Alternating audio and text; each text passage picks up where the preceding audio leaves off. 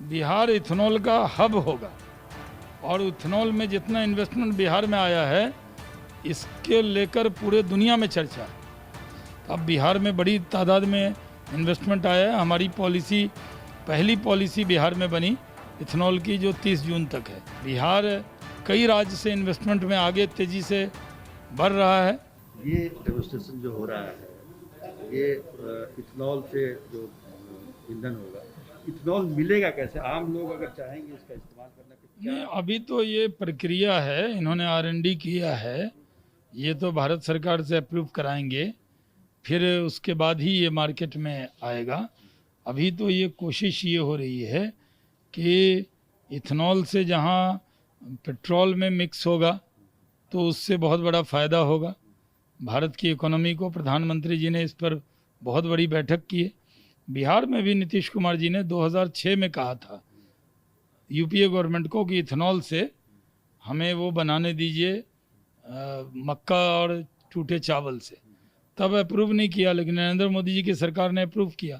तो अब बिहार में बड़ी तादाद में इन्वेस्टमेंट आया है। हमारी पॉलिसी पहली पॉलिसी बिहार में बनी इथेनॉल की जो 30 जून तक है। करीब 6,000 करोड़ उसमें आया। ओवरऑल करीब 10,000 करोड़ का इन्वेस्टमेंट कोरोना काल में बिहार में लोगों ने अप्लाई किया है। ये एक बड़ी बात है।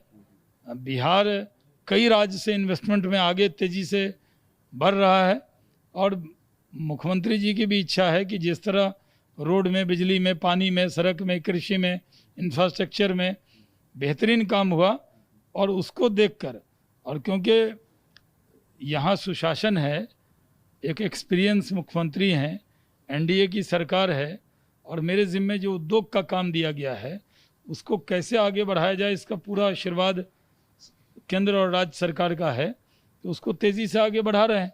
तो हम ये कह सकते हैं कि बिहार जो है इथेनॉल का सबसे बड़ा उत्पादक होगा। बिहार इथेनॉल का हब होगा और इथेनॉल में जितना इन्वेस्टमेंट बिहार में आया है इसके लेकर पूरे दुनिया में चर्चा है, क्योंकि हम किसानों की आमदनी को इसमें दुगुना करेंगे और इथेनॉल के सबसे ज़्यादा प्रोजेक्ट बिहार में लग रहे हैं।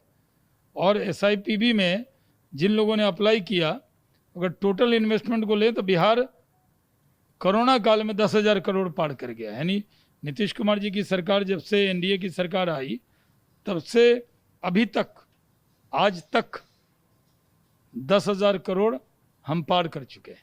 हमारी दिलचस्पी इसमें है मंत्री जी कि आम लोगों को ये कब तक, मतलब ये इथेनॉल अगर सस्ता है। देखिए, इथेनॉल जो है आम लोगों को जो पेट्रोल में जब मिक्स होगा तो पहले तो किसान को अनाज का दाम बढ़ेगा, मिलेगा। दूसरा, प्रदूषण कम होगा। तीसरा, फॉरेन एक्सचेंज रिजर्व जो डॉलर बचेगा, क्योंकि डॉलर से पेट्रोल खरीदना पड़ता है, पेट्रो डॉलर, तो वो बचेगा। उससे भारत की इकोनॉमी अच्छी होगी और हमारे राज्य में इन्वेस्टमेंट होगा, हमारे किसानों को अनाज का दाम मिलेगा, साथ में बड़ी तादाद में रोज़गार भी मिलेगा। तो बिहार उद्योग और रोज़गार कैसे बढ़े, यही हमारी सरकार की मंशा है, उसी पे काम हो रहा है। हम लोग ये एथेनॉल से चलने वाले चूल्हे का एक डेमोन्स्ट्रेशन दे रहे हैं। ये चूल्हे का फ्यूल चैम्बर है, ये एथेनॉल है जो इस फ्यूल चैम्बर के अंदर डाली जाती है। ये चूल्हा 1 लीटर एथेनॉल पे तकरीबन 7 से 8 घंटे चल जाता है। ये फ्यूल चैम्बर में अभी एथेनॉल भरा हुआ है और ये स्पिल प्रूफ होता है, कहीं गिरने का कोई डर नहीं है। तो हम चूल्हे में नीचे इंसर्ट करते हैं और ये यूज़ के लिए तैयार है। आप इसकी फ्लेम देखिएगा और उसके आगे मैं आपको इसके डिटेल्स बताता हूँ। ये देखिए जल गया है। अगर आपके कैमरे पे दिख रहा है तो ये प्योर ब्लू फ्लेम रिलीज़ करता है। अगर आप लाइट रोके तो देखिए प्योर ब्लू फ्लेम रिलीज़ करता है और इसमें एमिशंस नहीं होते, PM2 एमिशंस नहीं होते जैसे केरोसिन में या किसी और बायोफ्यूल में, गोबर में, लकड़ी में, कोयले में होते हैं। एनवायरमेंटल फ्रेंडली है और सूट ब्लैक कार्बन एमिशंस इसमें बिल्कुल भी नहीं होते। तो एक गैस का चूल्हा अगर एक परिवार में साल में यूज़ हो तो इसमें करीबन 1 टन CO2 के ब्लैक कार्बन एमिशंस का फ़ायदा होता है। ये हम लोग बिहार में डेमोन्स्ट्रेशन दे रहे हैं क्योंकि मंत्री जी ने एथेनॉल को जो यहाँ बढ़ावा दिया है बिहार में, उसके बेसिस पे हमारा ये विजन है कि ये एथनॉल से चलने वाला गैस चूल्हा घर घर में पहुँचे।